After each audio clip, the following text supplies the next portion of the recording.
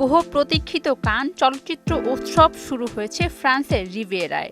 প্রতি বছরের মতো এবারের উৎসবেও লাল গালিচায় নজর থাকবে বিশ্বজুড়ে ফ্যাশন প্রেমীদের। আগামী 10 দিন ধরে এই আন্তর্জাতিক আসরে সেলেবদের ফ্যাশন স্টেটমেন্ট নিয়ে চর্চা চলবে পুরোদমে। বলিউড থেকে কারা এবছর কান উৎসবে অংশ নিচ্ছেন তা নিয়ে উৎসবের শুরু থেকেই তৈরি হয়েছে নানা জল্পনা। বিশেষ করে আলিয়া ভাটের উপস্থিতি ঘিরে অনুরাগীদের আগ্রহ ছিল তুঙ্গে। শোনা যাচ্ছিল প্রথম দিনই লাল গালিচায় হাঁটবেন তিনি।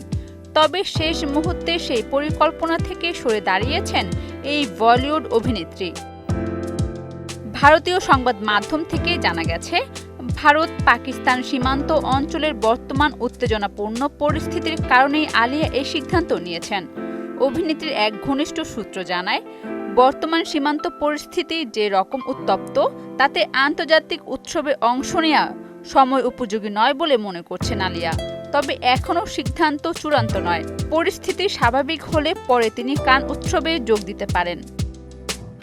অন্যদিকে এবারে কান চলচ্চিত্র উৎসবে ঐশ্বরিয়া রায় বচ্চন উপস্থিতি নিয়ে অনিশ্চয়তা থাকলেও শেষমেশ জানা গেছে তিনিও অংশ নিচ্ছেন এই উৎসবে। 2002 সাল থেকে কান উৎসবে নিয়মিত অতিথি ঐশ্বরিয়া। ফ্যাশনের মঞ্চে তার উপস্থিতি বরাবরই আলোচনার কেন্দ্রে থাকে।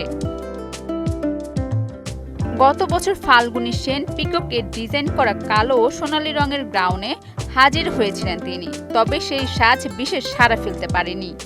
এই বছর তাই অনুরাগীরা নতুন চমকের অপেক্ষায় রয়েছে।